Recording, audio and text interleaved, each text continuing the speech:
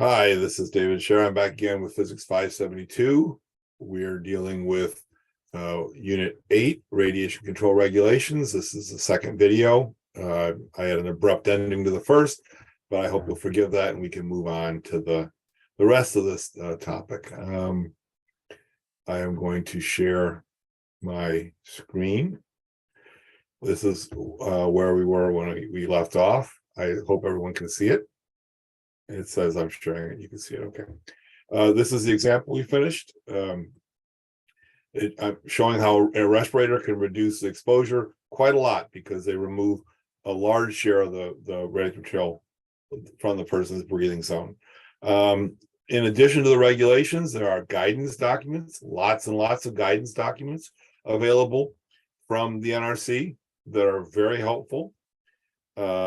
They provide a lot of information about how to comply with the rules in a very productive way. These are not new requirements. They're not additional requirements in the regulations. These guidance documents simply are a safe harbor that if you do it the way that's shown in the the guidance document, you're safe. The NRC will not hold you accountable for following their procedures, assuming you follow them faithfully. So they take the form of reg guides and new regs. Regulatory guides are little booklets that describe a particular topic, and the reg guides are broken up into 10 divisions. This is the list of the 10 divisions. And health physicists could draw from any one of these, but our bread and butter is going to be the occupational health reg guides. And so I have a link here that will be in the PDF as well, so you can go to the website and see all this index of the reg guides. The occupational health reg guides involve things like procedures for radiation surveys and monitoring, self-reading device, pocket dosimeters, how to effectively use them, instructions for recording and reporting exposure data. Let's see, the guidelines for what is considered ALARA at a nuclear power plant. There, believe it or not, there is a dollar figure.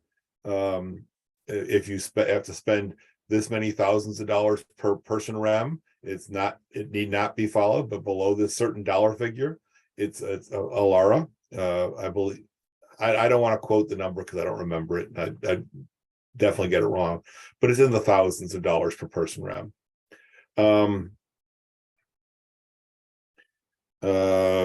Bioassay programs, there are several reg guides dealing with bioassays.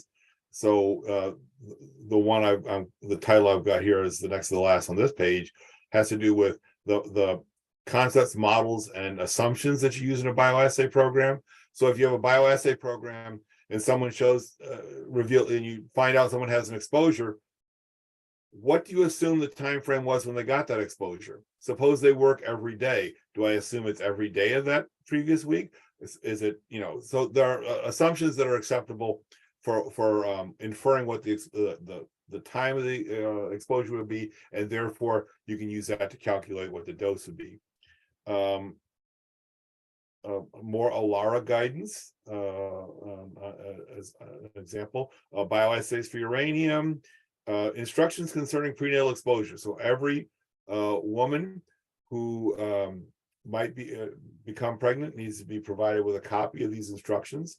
It's not a regulatory requirement, but if you do that, then you will have met the requirement in a way that's assured to be acceptable to the NRC.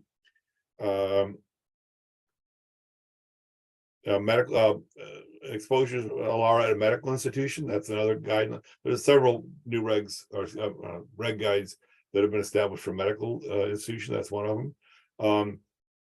Another reg guide on dose assessment at power reactors and at the design stage. This is tied to that concept I talked about before, where there's a dollar figure connected to the person REM cumulative exposures. Here's another, there's a reg guide on applications of bioassay to radioiodine that's commonly used in medical situations as well. So where we are is we're talking about reg guides. In addition to the regulations, NRC has regulatory guides that provide information that are safe ways that if you follow the reg guides, you will be in compliance. So there are approved methods for implementing the rules. Air sampling in the workplace, bioassays, uranium mills, all kinds of reg guides. The point I'm trying to get at in showing you this list is that there's a plethora of information available in audible alarm dosimeters, surveys at uranium recovery facilities, criteria for tritium bioassay programs. If you have a problem at work, go look for a reg guide. It's probably been done before, and it's probably you have an effective way of answering your question. Okay. Oh, methods of measuring effective dose for external exposure. That's about if you are using protective garments like a lead apron. How do you measure? How do you assess what the effective dose is? Because it's not a uniform exposure, as we assume, for example. Or if you're working in an environment where there's sources behind you and in front of you, there are ways you can better measure people's exposure, and that tells you how you can do it. Okay, another set of documents are new reg documents. There are probably thousands of new regs. These are just the series numbers that they go by. These are all the research reports that have been done by NRC staff that provide a basis for the regulations or for how they implement the regulations. There are contractor reports where they sought and paid somebody to give them information about how some task is done. Conference proceedings, publications from the international agreements, IAEA agreements, etc. Lots of new reg reports out there. Let me see if we can get a link. I think I have, hold on. I think I have a web page up here with new regs, but if not, I will pull it up. Okay, well, let's put it on this screen. So let's share this other screen. So let's go to NRC,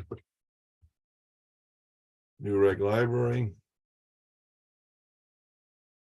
And as I said, there are thousands of new regs.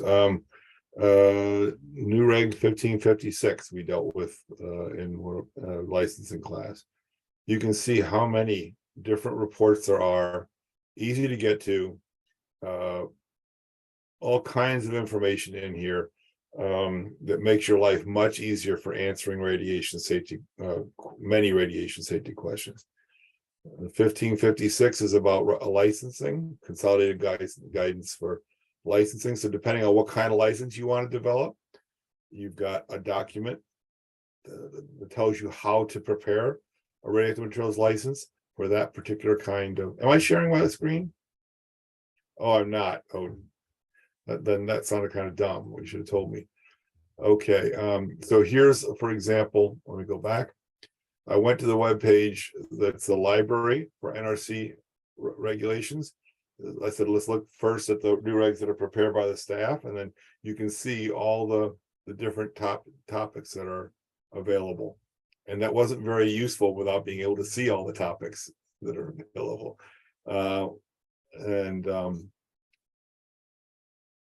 Let's see. I mentioned 1556. It's a huge document. It's a 20 volumes in 1556 about preparing license applications. You can know what's acceptable to the NRC for 21 different kinds of applications. Let's pick one. So let's say you're a radiographer. It tells you all the things you need to do. New records right here. All the questions you need to answer and the kind of information you need to give to be able to fill out an application for a license. And this is a 221 page document. So there are probably hundreds of pages in those 20 volumes. Well, obviously hundreds, probably 1,000 pages in 1556. But there are all every subject imaginable is covered by a new reg document. You can get a lot of information that way. So that's what new reg reports are. Let's go back to my slides. And I think that's all I have for, I think this might be the last slide. Yeah, it is. So that's what I have for NRC guidance, a lot of very useful information. The next topic I want to go into for the second video has to do with Department of Energy. So the Department of Energy has its own set of rules. I'll put it up here. And let me swap that out. There we go. Now it's full screen. Department of Energy has its own set of rules.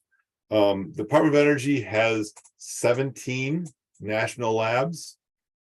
It's a very large employer with many of these labs deal extensively with radioactive materials or radiation sources. There include accelerator labs like Fermilab near Chicago, Thomas Jefferson Accelerator Lab. So they're not all just nuclear reactor facilities, but many of these labs are also part of the weapons complex. They're major employers because they're a large user of radiation. They have their own regulations, they have their own facilities. In addition to the national labs, there are other facilities that operate by, yes, there's Capel, other facilities that are, and we have some people in this class that might be related to the Pantex plant. National DOE is a major radioactive materials user, and so we're going to discuss briefly their regulations. The regulations dealing with radiation protection are in 10 CFR 835 rather than 10 CFR 20. It's parallel in many ways to 10 CFR 20, but some of the requirements are different. There isn't a licensing requirement in DOE. You get permission from your boss rather than writing a license to the application to the NRC in the DOE world. But the Part 835 requirements are similar. General provisions, again, scope, purpose, definitions, administrative things like that. They're organized a little bit differently. Subpart B is administrative requirements. Subpart C are standards for internal and external exposure. That's comparable to the dose standards in 10 CFR 20, 5 rem per year, effective dose, etc.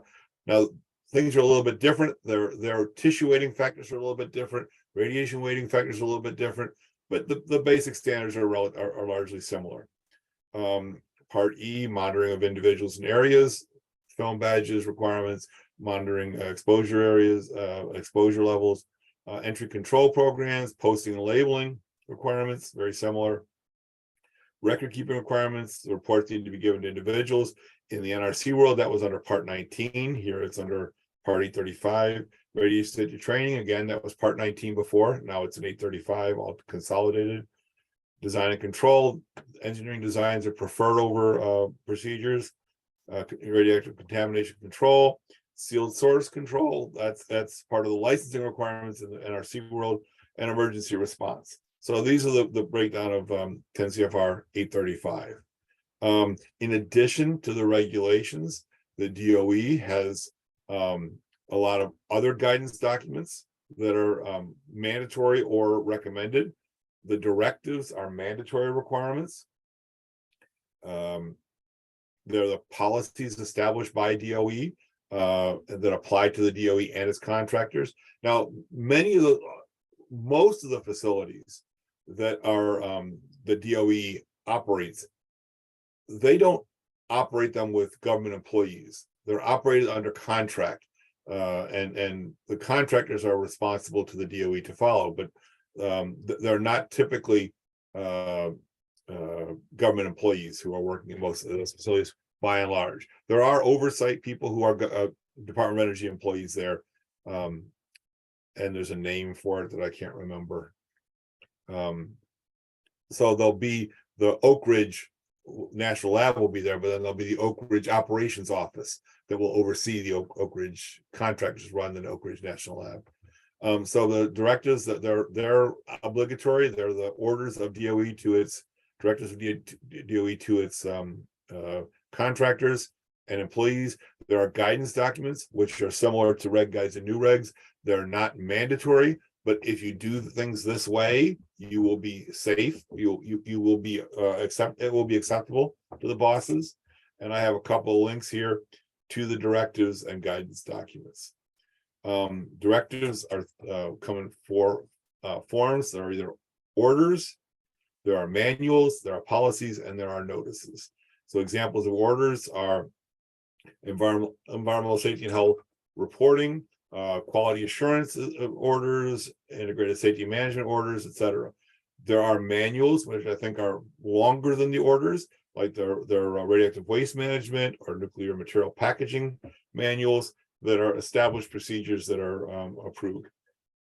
There are policies like the Safeguards and Securities Program is an example that would be applicable of interest to health physicists. There are a lot of orders that are of not a specific interest to health physicists. For example, purchasing orders, how to go about accountability for equipment, and a lot of things that are business requirements that aren't necessarily directly health physics. They apply to health physicists like they would to anybody else, but they're not really in the subject matter of health physics.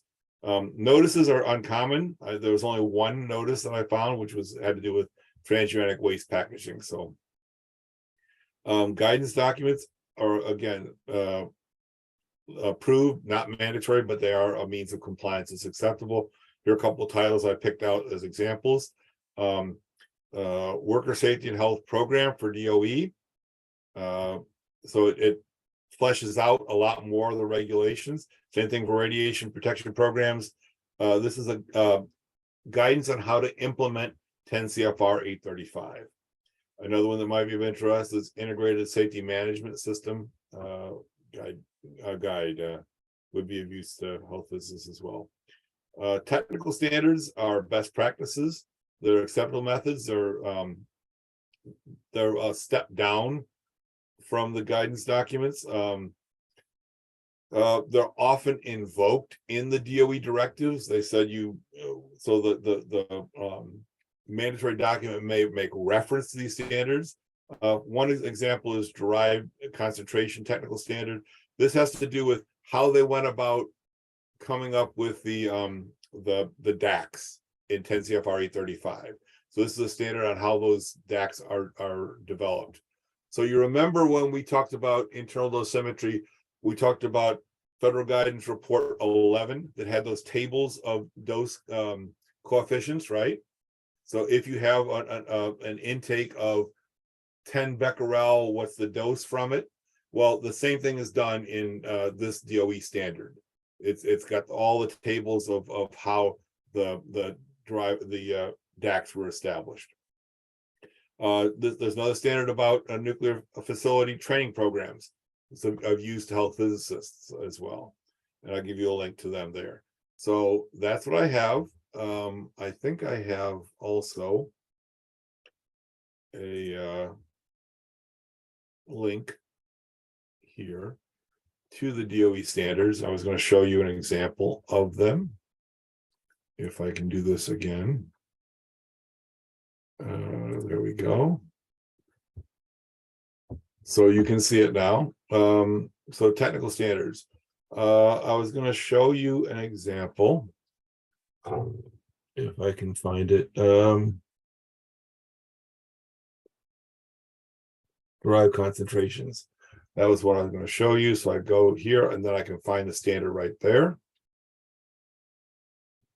And so you can see it's very similar to what I told you, the other FRG, Federal Guidance Report, FGR. So it tells you for ingestion, for different activities, what the alley would be. And these, so it's the same kind of dose coefficient table that we saw from the EPA in that other report. And this is air immersion standard. We talked a little bit about how those are calculated.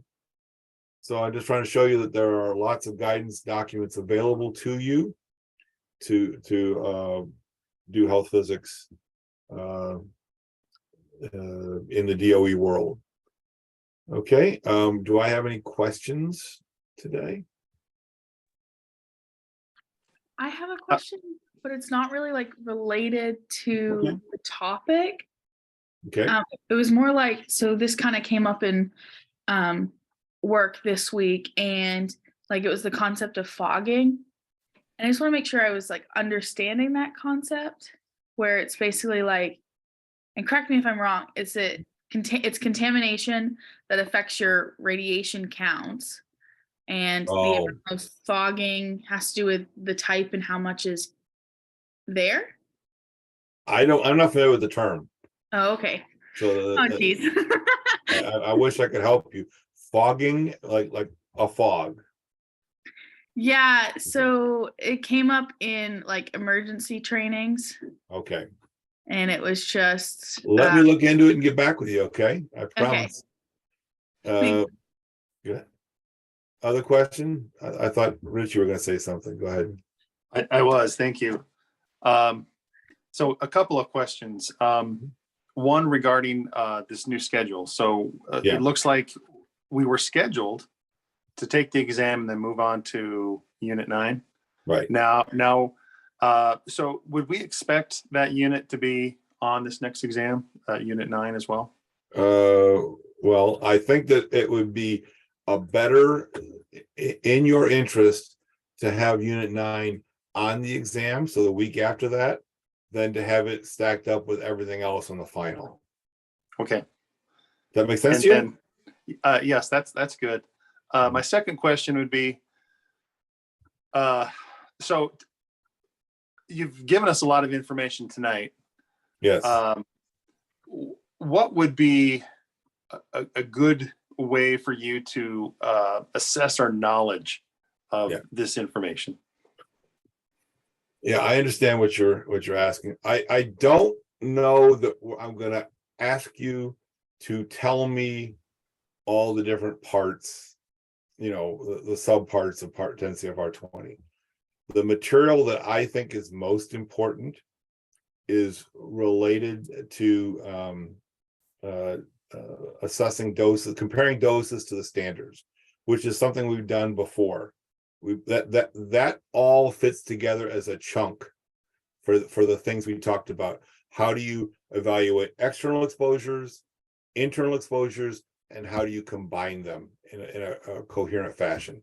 That's the kind of thing I think it would be most important for you to know from the regulations. I mentioned that there's a licensing requirement. We haven't gone into that in any detail. I don't know that there's a coherent way, a meaningful way to ask any questions about that. That'll be the kind of thing you work on in 573. It's I don't know how I could ask you anything meaningful about that. I might ask you about, I'm spitballing. I haven't written the questions yet, but it's possible I could ask you something about the difference between NRC and DOE jurisdiction. What's the difference between those? That, some question related to that. I think that's pretty straightforward. If a facility belongs to the DOE, they regulate it. Otherwise, the NRC regulates it. I didn't mention that we mentioned in conversation, but it wasn't in the lecture, that sometimes agreement states take over regulations. Again, that'll be in 573. So I don't see any questions about that. So does that help you? It does. What I'm going I to only do, have so much time And, know. and I don't want to waste it in the wrong area. So Yeah, I don't think That a helps bunch me. of this stuff isn't gonna be testable the kind of thing that lends itself to testing. Okay. And I will do a review like I did before and try to be more focused to help you focus in. Other questions? A lot of this information is just useful for your coming life. John, did you have something you wanted to say? Because I saw your screen light up. Yeah, I was actually just, if no one else had a question, you mentioned you were in the army. I was gonna ask if you were in Seaburn or if you were doing something else in the army. What now? Oh, when I was in the army, I was in the AMED. So there's a specialty that is not the same number now. I think it's 71 Alpha now. It was 67 Bravo then. So this is nuclear medical science officer. How about you? Were you in the military? Yeah, I'm in the Army Reserve. I just got done with the Seaburn reclass course. Yeah. So, Yeah. but yeah, It the didn't nuclear, exist when I was there, but yes, okay. that's 72 Alpha now. Yeah. Nuclear medicine science officer. Okay. Are you in the AMED? No, I'm just Seaburn NCO for Okay. PSYOP So company. chemical But core. yeah, Okay. yep, Great. Dragon soldiers. Yeah. Yep. Well, But great. I've definitely looked at nuclear medical science officer if that was Well, gonna if be you're something I do interested, I don't know sometime. what they're looking for, but when you're done with this, it might be a way to do it, whether it's in the reserves or active duty. Yeah, When for you're done with sure. this program. Yeah, yeah, they have the National Guard CST teams. That's a Do they? Great. good way to go. Well, the NMSOs became quite valuable in the Saudi Arabia when all the uranium penetrators were Oh yeah, flying I bet. around and a lot of uranium dust. And I hear stories about shrink wrapping a tank to return it. Yeah, those DU rounds. I'm sure you did a lot of samples on those, Yeah. or if you were in then. But And not yeah. at that time. I know, I mean, we were there before the UROS were being used. So I'll just mention as an aside, I mentioned that DU is a waste product. There is a company that takes a bunch of the DU from a conversion facility or an enrichment facility in Ohio and turns it into penetrators for the military. So they convert the depleted uranium UF6 into these penetrators. Now, uranium penetrators are long, thin rods that get shot from a tank. And because uranium is very dense, it penetrates through the steel. And because uranium is pyrophoric, it ignites on impact as well. And so it's a very effective anti-tank weapon. That's why we don't use it because it's radioactive. It's because of the mechanical properties, the chemical properties of the element uranium. It just happens to be radioactive as well. Yeah, we had one of the instructors was talking about when he was in I guess it was Afghanistan. They were taking pictures on like the hulls of like burned out tanks and stuff. And then people had to come up and say like, hey, you really can't do that. That thing is probably very contaminated. Right, because it burns up, so the stuff vaporizes, it goes everywhere. Yeah. Now, the thing about uranium is it's more toxic because it's a heavy metal and because of its radioactivity. It has a very depleted uranium. U-238 has a very long half-life, which means very little of it decays per day. A very small fraction. Half of it takes the age of the Earth. So it's a tiny fraction on a per day basis. So it's very low specific activity, but it's a heavy metal. It is damaging to your kidneys and it's not good for you. Okay. Well, other questions that I can help you with? Because I don't want to keep the viewers on here. I can stop the recording and we can talk about the Army all day long. And well, thank you very much. I'm going to stop the recording now, if I can figure out how, and I'll say goodbye to